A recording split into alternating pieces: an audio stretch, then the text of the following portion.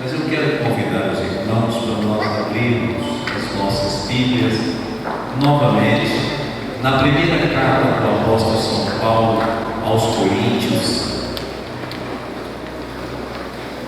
no capítulo 11, versículo 23 ao 28, só esses versículos. O irmão Marcos já fez essa leitura aqui. Esse texto virou como que fosse um texto áureo para a ceia do Senhor, né? Embora o apóstolo Paulo, ele quando falou isso aqui, foi tentando organizar alguma coisa que estava na cidade de Corinto. Já fazia 3 anos que ele tinha deixado a cidade de Corinto. Estava em Éfeso, quando ele recebeu a notícia de que os irmãos ainda estavam fazendo muita confusão com a ceia, porque a última Páscoa Jesus celebrou com os discípulos e instituiu a primeira ceia. E a Páscoa tinha um jantar, era um cordeiro que se matava, imolava o cordeiro, e ali as famílias comiam aquilo, comemorando a libertação do povo da terra do Egito.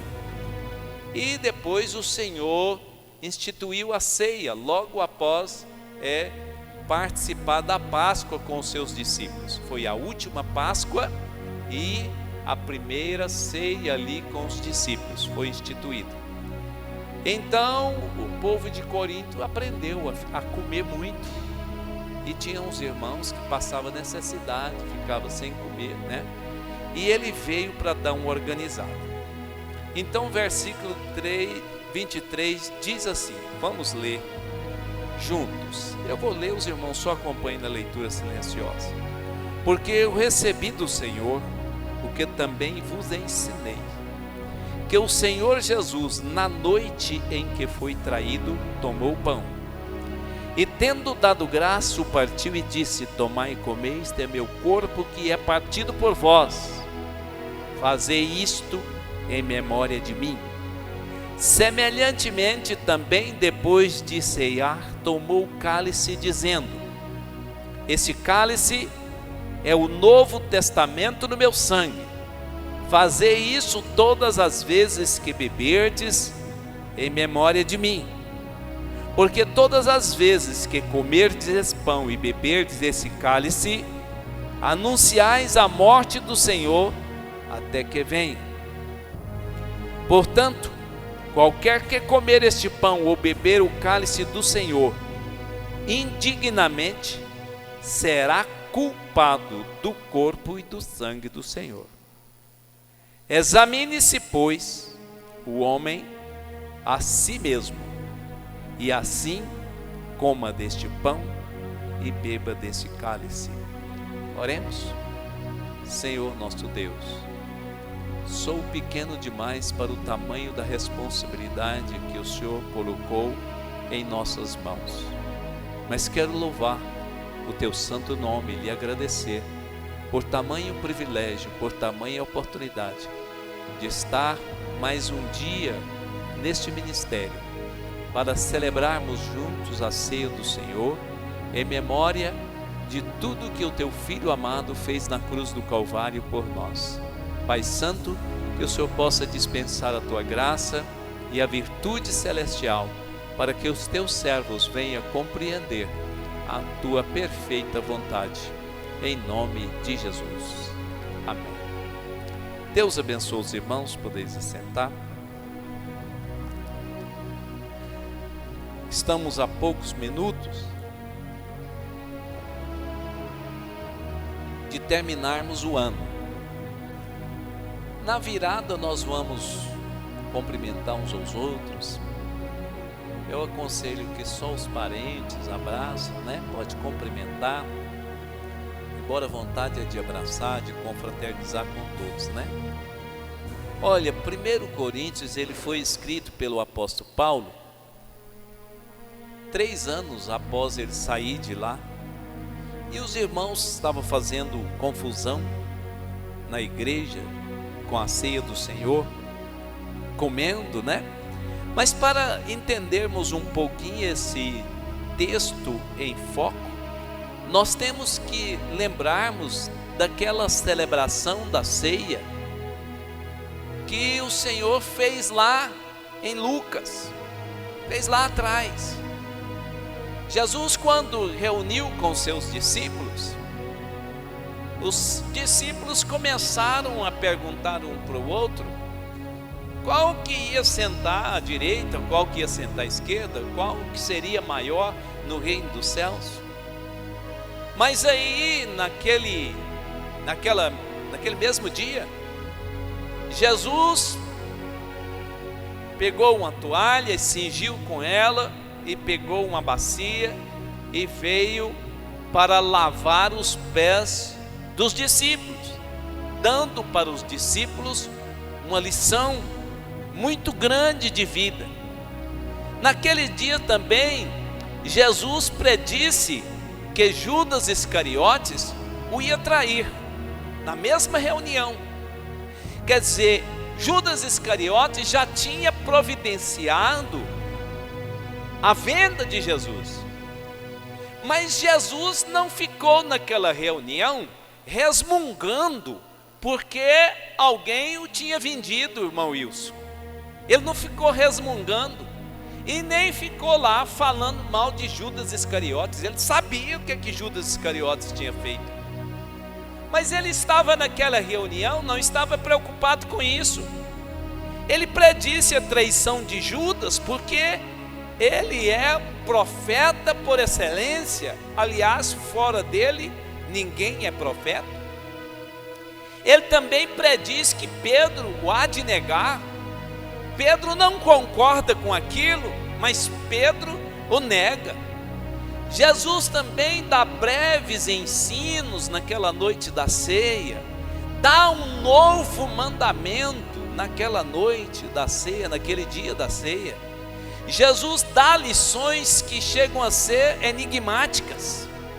Então, ele, após participar da Páscoa, institui a ceia memorial. Aqui em 1 Coríntios, do versículo 23 até o 34, o apóstolo Paulo, ele relembra tudo o que aconteceu com Jesus. Mesmo sendo traído, ele não entrou em tristeza. Ele não foi para a cruz do Calvário, é como se vai para um velório. Nós às vezes olhamos aqui para a mesa bonita, nós já fizemos aqui propaganda, divulgamos aqui o carinho das irmãs, mas o foco mesmo não é a mesa.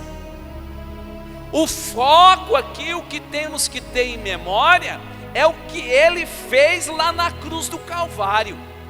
É o que nós temos que ter em memória. Mas Jesus não foi para a cruz do Calvário rancoroso, com ódio. Eu vou falar um pouquinho hoje, irmãos. Presta atenção dos irmãos, tá bom? Porque Deus tem uma palavra maravilhosa. A ceia, irmão, não é um memorial fúnebre. A ceia é uma celebração de vitória. Não é um memorial fúnebre. É uma comemoração, uma celebração de vitória, de libertação. O que Jesus fez com os discípulos foi celebrar a Páscoa. Ele celebrou a Páscoa e celebrou a ceia. Não tinha nenhuma coisa fúnebre ali, era uma alegria. Jesus estava sendo vendido por Judas Iscariotes, mas não existe em Jesus Cristo nenhuma reação de tristeza na hora da ceia, ou de decepção, ou de pesar, ou de rancor. Não existia isso em Jesus. Ele lavou os pés dos discípulos, sabendo tudo o que ia acontecer, deu a lição, não deixou de ensinar, continuou ensinando. Agora, ele comemorou a Páscoa, como eu disse para os irmãos, que é a celebração de libertação, e instituiu a ceia, que aponta para o preço da redenção, aponta para o preço da libertação.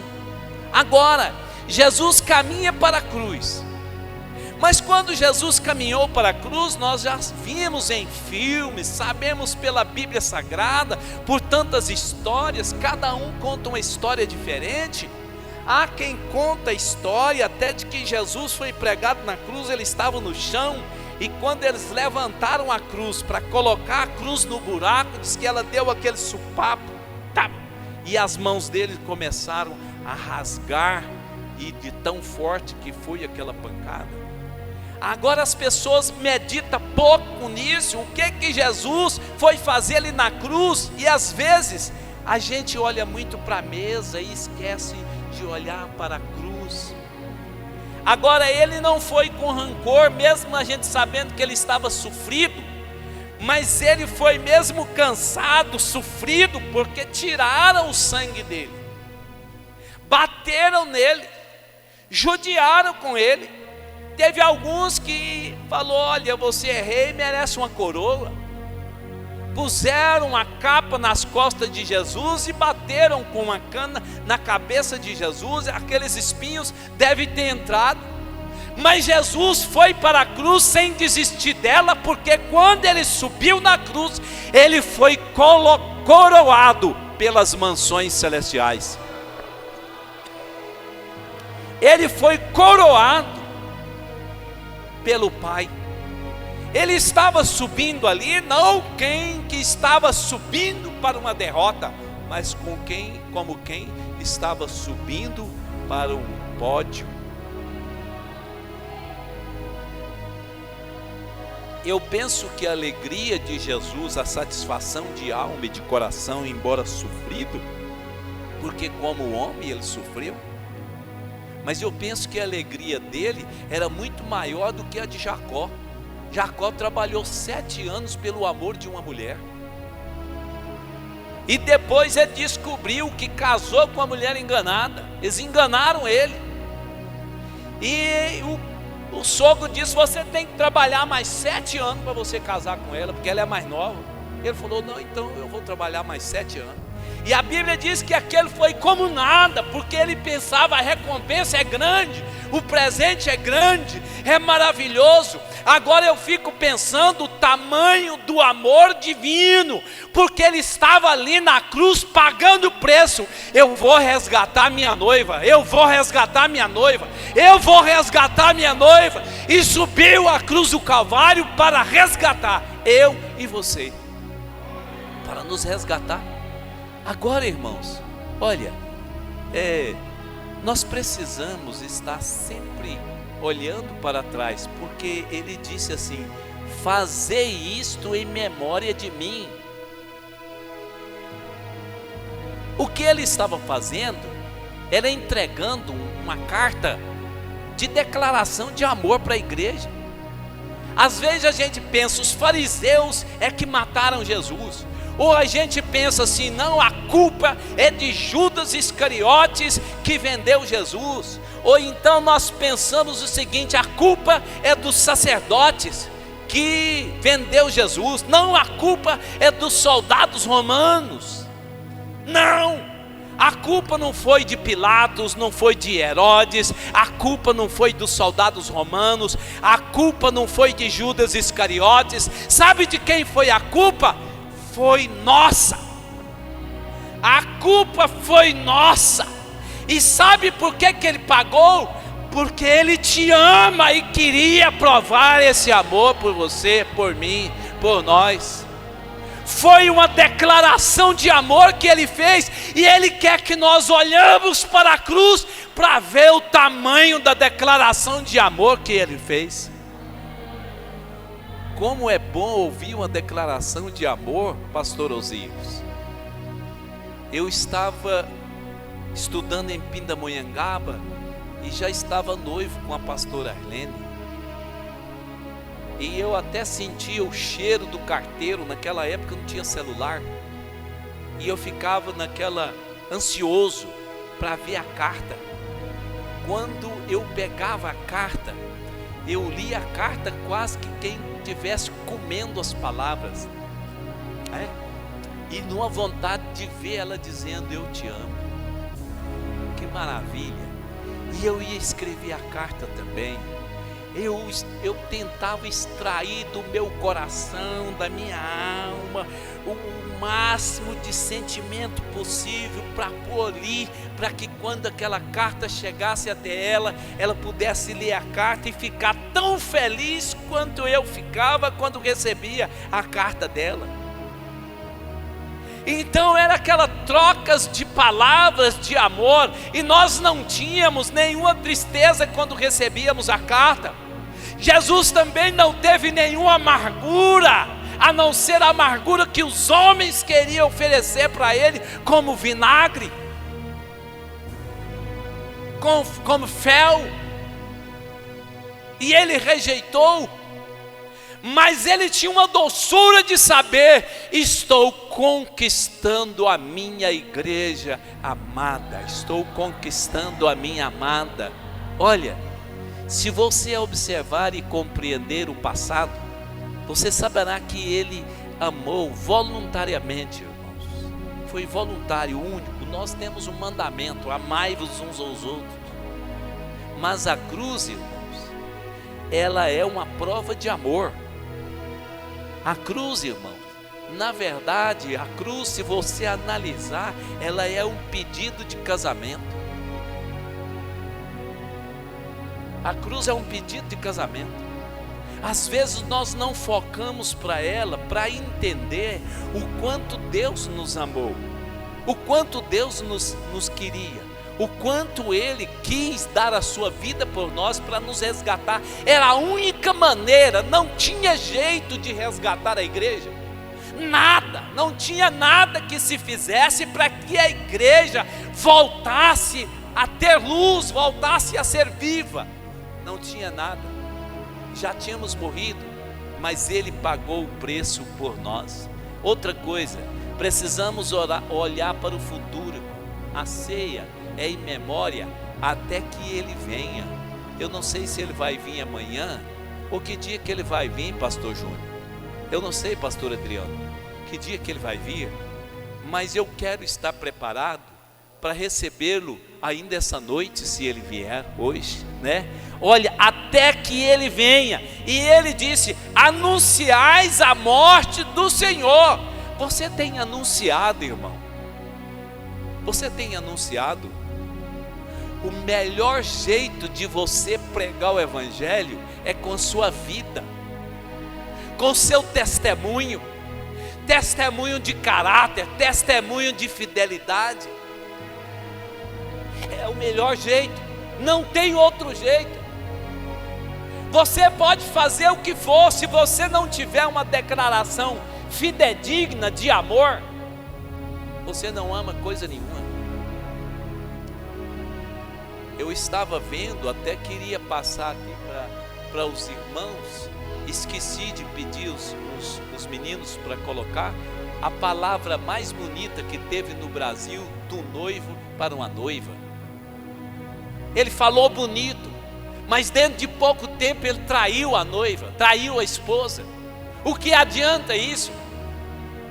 O que Deus quer é que você mergulhe também, você olha para o passado e presta atenção como é que foram feitas as coisas. Pensa no futuro, que você vai ter que entrar no céu e tem que levar alguém junto com você.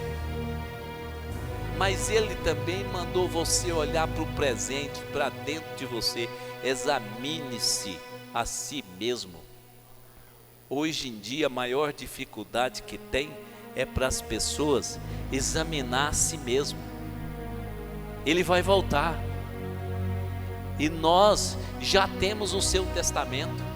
Nós já temos o cartão de vacina, irmão, contra o pecado, que é o sangue de Jesus Cristo, né? Olha, é mais do que óbvia a declaração de amor. Nós precisamos olhar para dentro de nós. Não podemos descuidar do presente. Não podemos deixar com que a apostasia, o desânimo, a oferta do mundo venha nos atrair. Oferta de sexo, oferta de álcool, oferta de droga, oferta de lucro fácil. Nós estamos vivendo uma história do Brasil que ela está se formando cheia de vergonha para aqueles que são direito, para aqueles que têm temor de Deus. Estamos aí vivendo uma coisa e vamos viver momentos ainda muito mais turbulentos, mas nós temos que estar olhando para a mensagem da cruz, que é Jesus Cristo, e desfrutando desse grande amor dele para conosco. Tem muitos fugindo da ceia por causa do pecado.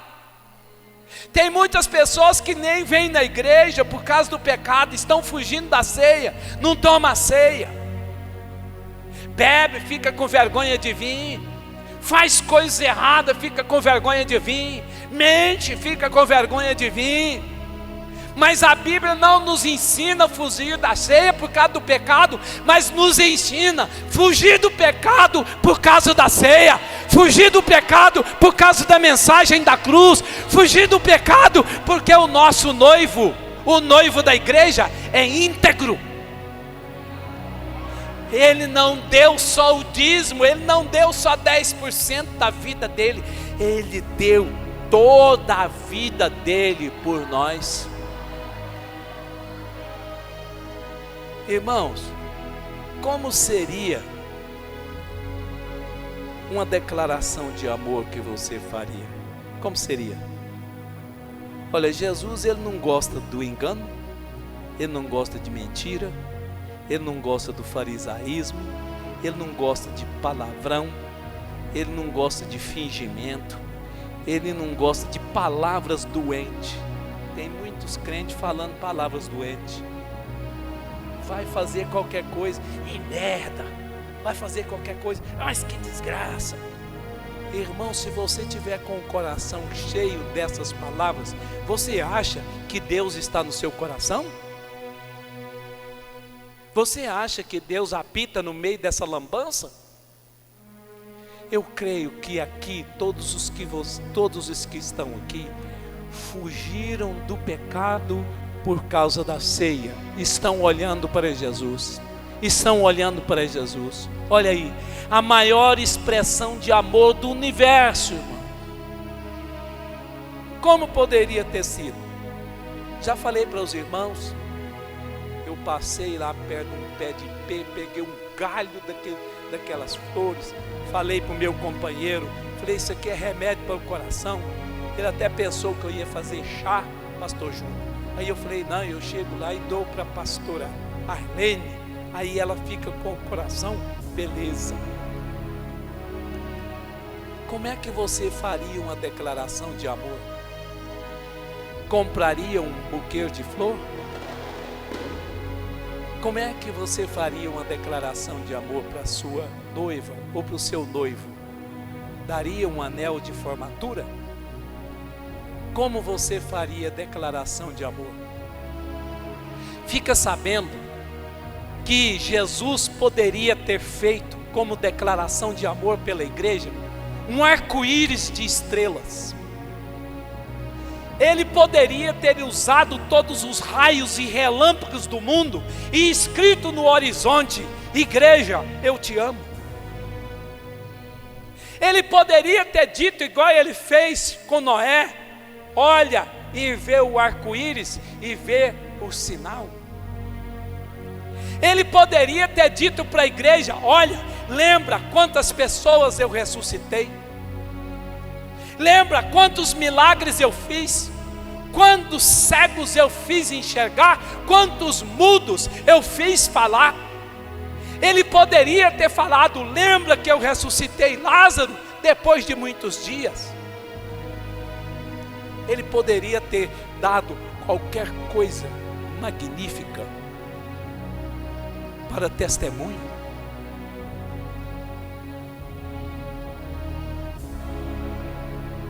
Ele poderia ter mandado nós olharmos para qualquer uma das 7 maravilhas do mundo e falar, o meu rastro está aí, o meu sinal está aí. Mas ele não falou isso. Ele não falou para ter essas coisas em memória. Ele não falou isso. Ele falou, tem em memória a mensagem da cruz. Olha para a cruz. Olha aí. Foi escrito a mensagem de amor dele na cruz.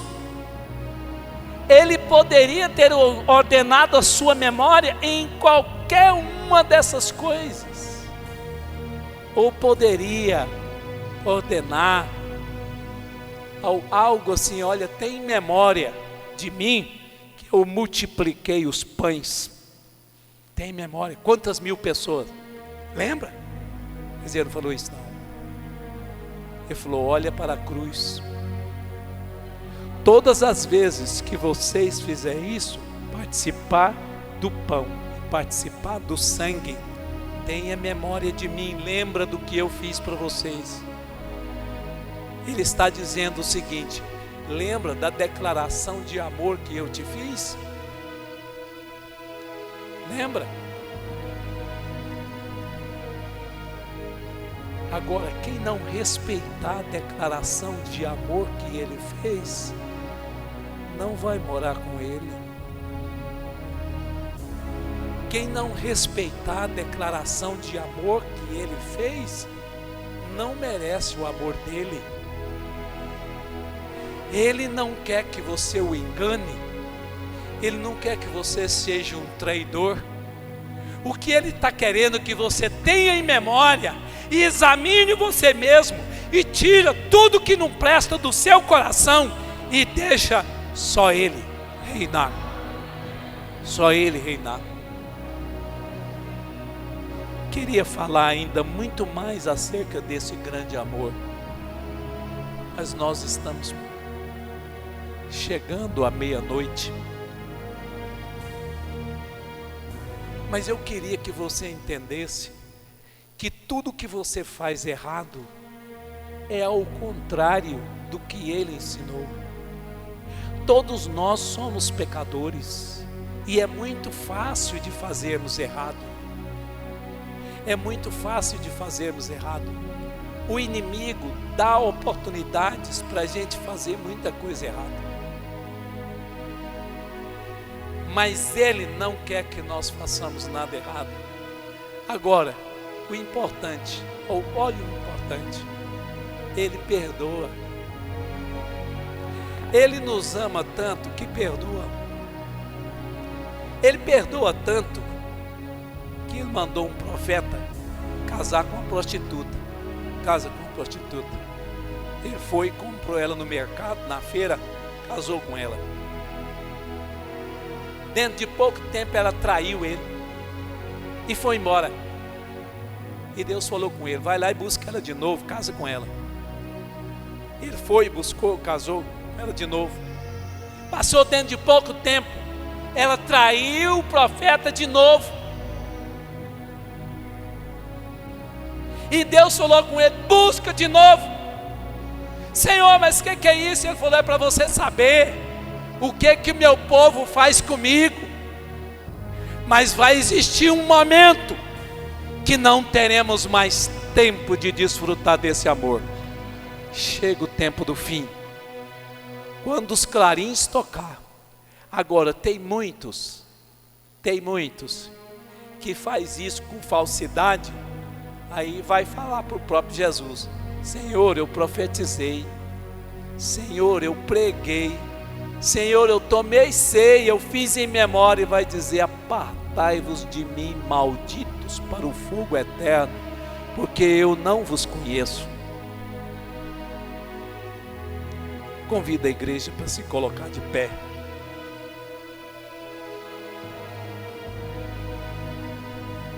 Eu tenho que parar porque a garganta estourou. Mas eu quero que você lembre disso. Qual foi a declaração de amor que o seu amado fez para você, ou que a sua amada fez para você, que você lembra? A mais bonita. A declaração de amor, irmão, é tão bom que eu carrego aqui dentro da Bíblia uma pétalazinha de flor que há muitos anos a pastora Arlene me deu escrito eu te amo, e eu carrego a pétalazinha aqui dentro da Bíblia. Muitos anos, um símbolo. Agora você não pode deixar de olhar para a cruz e ver o amor de Deus expresso por você. Vale a pena você renunciar o mundo por esse amor. Que Deus possa lhe dar um melhor entendimento.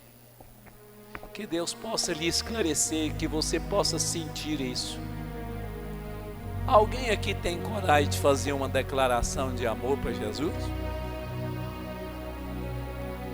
Você imaginar a cruz, fecha seus olhos.